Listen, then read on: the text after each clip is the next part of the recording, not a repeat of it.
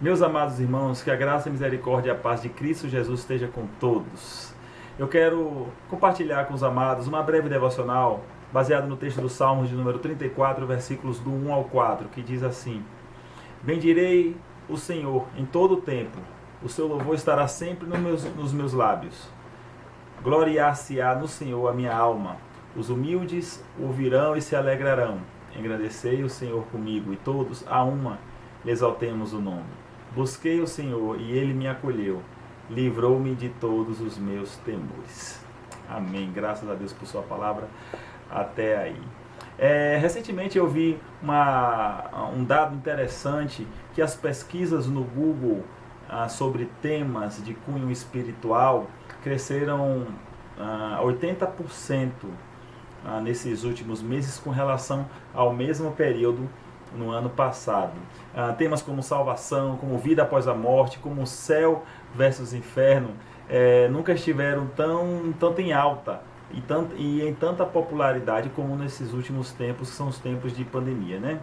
E um outro termo, uma outra expressão que tem ganhado força, tanto no ambiente presencial quanto no ambiente virtual, o conceito, o estudo, o pensamento sobre o medo, né?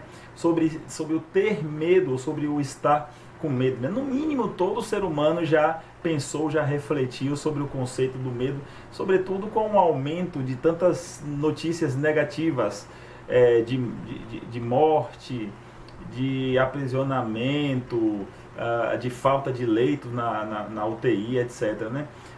Acredito que nem mesmo os mais pessimistas poderiam imaginar que o isolamento social, que a quarentena, né, poderia ter durar, né, tanto tempo. Já vamos para um ano, né, que temos sofrido dos males da Covid-19. Então, diante disso, é impossível não pensar sobre o medo, né?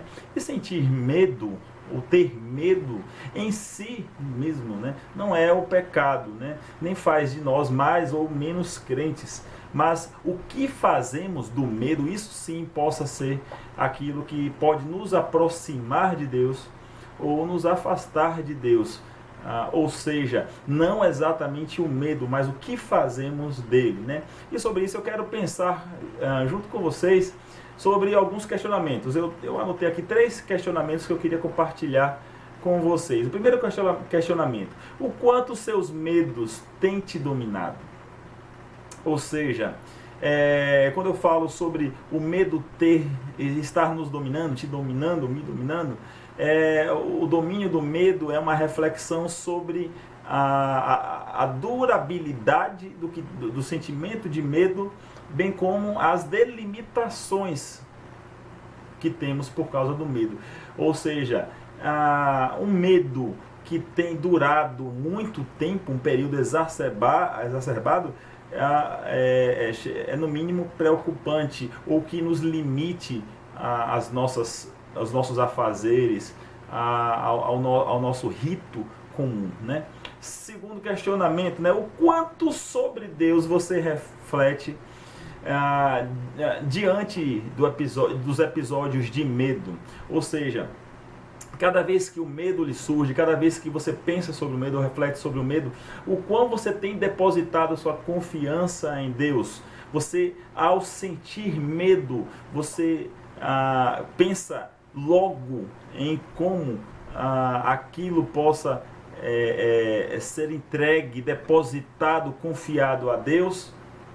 Então, sobre isso que se baseia esse meu segundo questionamento. E o terceiro questionamento, considerando que o sentimento de medo sempre agiganta os nossos inimigos, ou seja, faz com que aquelas coisas que nós sentimos medo pareçam ser maiores do que o que realmente são. Durante o seu tempo de medo, você consegue refletir sobre qual é o real tamanho dos seus temores?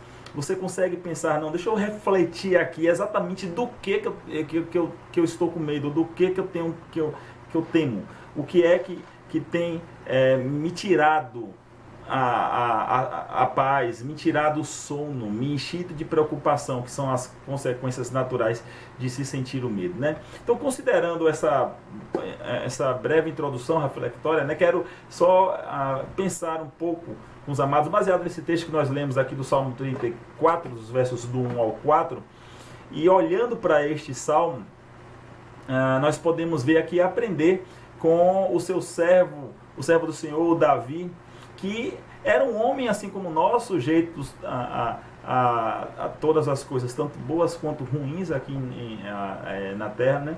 E ele teve, nós sabemos, conhecemos demais a sua história, praticamente toda a sua vida exposta, a sua intimidade exposta, transcrita nos textos sagrados, né? E dentre esses tantos altos e baixos, ele muitas vezes foi um homem sujeito a sentir medo, a sentir pavor. Ele teve medo de Saul, ele teve medo do seu filho Absalão, teve medo de Aquis, o rei de Gate, né? Nós conhecemos essa história lá no livro de 1 Samuel. Porém, diante do medo, nós podemos aprender com Davi, inclusive baseado nesse texto que nós lemos aqui agora, o Salmo 34, que é um episódio lá em que aconteceu também diante de Abimeleque, baseado em especial no versículo de número 4, eu quero chamar a atenção novamente para esse versículo. O que é que nós podemos ver como um antídoto contra o medo? O versículo 4 diz assim, vou repetir aqui: busquei o Senhor e Ele me acolheu, livrou-me de todos os meus temores. Aqui, meus irmãos, eu não conseguiria extrair 2, 3, 4 antídotos, verdades, baseado nesse versículo. Apenas uma, e é muito clara. E esta uma verdade preciosa é clara, que você mesmo lendo, você percebe quando ele diz: busquei o Senhor e Ele me acolheu, livrou-me de todos os meus temores. Ou seja, o antídoto que ele está relatando aqui, que o livrou de todos os seus temores, foi somente um em que nós temos falado todo esse tempo, que é buscar o Senhor. Ele diz: eu busquei ao Senhor.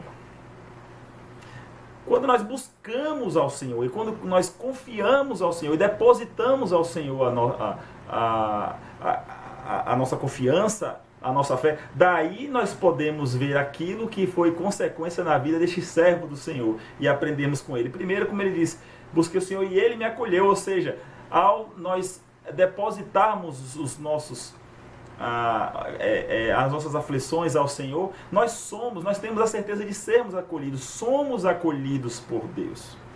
Meus irmãos, Deus não rejeita o aflito. No livro de Isaías, capítulo 59, versículo 1, nós conhecemos demais essa passagem, que as mãos do Senhor não estão encolhidas que não possam salvar, e nem fechado ou tapado, né, dependendo da versão, os seus ouvidos para que não se possa escutar. O Senhor jamais rejeita aquele que o procura. E ainda o salmista Davi nos diz: Ele me livrou de todos os meus temores. Ou seja, ao buscarmos, ao fazermos diante do medo aquilo que deve ser feito, que é buscar ao Senhor, Ele mesmo nos livra de todos os temores. Por demais reconfortante pensar nisso, pensar que ao buscá-lo, Ele mesmo quem nos livra. Agora eu quero chamar a atenção que ao dizer que Ele nos livra dos nossos temores, o versículo aqui não quer dizer que Ele livra daquilo que é o objeto do seu temor. A palavra de Deus não está dizendo que o Senhor nos isenta dos nossos inimigos, daquilo que nos perturba, daquilo que nos persegue.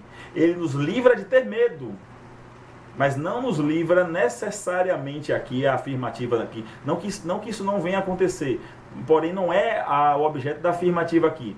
Ele nos livra do temor e não daquilo que está nos causando temor, segundo aquilo que está mencionado neste versículo, e é esse foco que eu quero destacar aqui nesse momento. Por exemplo, Deus livrou Davi do medo de Golias, do gigante Golias, mas não livrou Davi de ter o conflito contra Golias. O conflito existiu, o gigante existiu, ele precisou encarar o gigante, mas ele não teve medo do gigante. Nós aprendemos também no Salmo, ainda em concordância com essa temática, no Salmo 23, também de Davi, versículo de número 4, que diz: ainda que eu ande pelo vale da sombra da morte, eu não temerei mal algum, porque tu, Senhor, estás comigo. Ou seja, não é sobre a ausência do vale da sombra da morte, mas é sobre a presença de Deus. Não é sobre não ter o perigo, mas é a certeza de quem está com nós no perigo. Nós precisamos entender que nós não viveremos sem os perigos. Nós não viveremos sem os inimigos. Enquanto que este corpo mortal existir, não estaremos livres disso. Mas temos feito disso um monstro maior do que aquilo que deveria ser melhor em nossos corações, que é a confiança em saber que o Senhor é quem está conosco. E aí, meus irmãos, eu tenho percebido nesses últimos meses e diante de tudo que nós temos enfrentado, temos batido nessas teclas bastante tempo, que nós temos sido desencorajados ao enfrentamento dos males provocados pela Covid-19, sob pena de sermos taxados como negacionistas, ou como imprudentes, ou como irresponsáveis. Que em nome de Cristo Jesus, nós não venhamos a cair nessa falácia. É um extremo absurdo o fato de não queremos nos submeter, de sermos reféns ao terrorismo que tem se feito ao redor da pandemia, não diminuindo, jamais aqui menosprezando os males que o vírus do Covid faz, e de fato é triste e lamentável as perdas, foram muitas vidas ceifadas, muitas ainda sofrendo em leitos de hospitais, muitas com sequelas, porém muito mais recuperados, muitos casos dos que faleceram, por outro lado, muitos recuperados. Mas não é sobre a diminuição, que de fato os cuidados, o zelo deva ser redobrado, a atenção deva ser triplicada. Porém, meus irmãos, eu tenho medo de que nós venhamos a passar o resto de nossas vidas refém de tudo isso e deixarmos de viver confiantes em Cristo. O livro de Mateus, capítulo 10, versículo 28, o próprio Senhor Jesus diz: não tem mais os que matam o corpo e não podem matar a alma. Temei antes aquele que pode fazer perecer no inferno tanto a alma quanto o corpo. Onde eu quero chegar fazendo a conexão deste versículo com o que eu tenho falado? Antes da existência da Covid-19, nós tínhamos outros males que temíamos? Ou a chegada desse vírus foi o primeiro grande mal em nossas vidas? Não. Tínhamos a dengue, que ceifava muitas vidas e ainda ceifa. Apesar de a mídia não estar mais falando, noticiando, parece que de repente ninguém mais morre de dengue, é só de Covid. Chikungunya, Zika vírus, H1N1, influenza A. Sempre tivemos que lidar com estes males, sempre tivemos os devidos cuidados, mas nunca colocamos essas doenças acima da racionalidade. Os cuidados preventivos e a nossa fé devem caminhar juntos. Então, o que eu chamo a atenção aqui, e chegando já à conclusão dessa nossa breve reflexão, é aquilo que o próprio salmista Davi diz no Salmo 34, que nós lemos, porém o versículo que não chegou a ser lido foi o versículo número 8, que diz: ó, provai e vede que o Senhor é bom. Bem-aventurado o homem que nele se refugia. E ainda um outro, mas lá no Salmo de número 84, versículo 12, feliz é o homem que confia em ti. Nós aprendemos, meus irmãos, com o episódio do nosso Senhor Jesus com seus discípulos, quando eles estavam num barco e durante uma imensa tempestade que, segundo os textos sagrados de Mateus, de Marcos e de Lucas, eram ventos tempestuosos que os discípulos muito temeram. Nós aprendemos ali que a presença de Jesus não significou a ausência da tempestade, mas que ele domina a tempestade, e que o mal e que a tempestade que todas as coisas que são adversativas para conosco, todas estão sujeitas à sua mão. Todas estão debaixo do seu domínio. É o Senhor que tem a última palavra, não é nada, não é ninguém. Acima da medicina, acima de vacina. A nossa esperança não deve estar na vacina, a nossa esperança não deve estar na ciência, a nossa esperança não deve estar naquilo que os governantes estão planejando, tramando contra nós. A nossa esperança é a mesma de sempre e deve ser a mesma de sempre, de que Jesus Cristo é quem guarda a nossa alma. Eu quero finalizar trazendo esta palavra de encorajamento, principalmente para aqueles tantos que têm sofrido com o pavor e o terror que esses momentos de pandemia têm nos causado. Para isso, eu quero contar com sua contribuição para ajudar a si mesmo. Desliga a televisão. Não existe nenhum canal, nem na rede aberta nem na fechada, que tenha mais nada positivo ou instrutivo. Desliga a TV. Consiga delimitar seus tempos nas redes sociais. Elas têm contribuído com muito pânico, com muito pavor.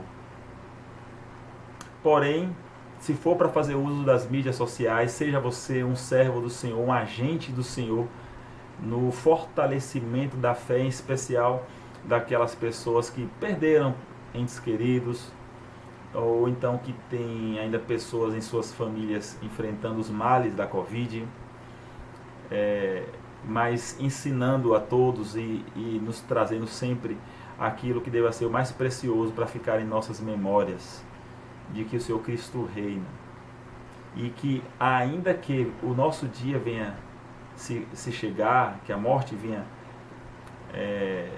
nós venhamos a nos encontrar com a morte, ou nós, algum dos nossos, como diz os últimos versos do hino Castelo Forte de Martinho Lutero, se a morte enfim chegar, com ele reinaremos.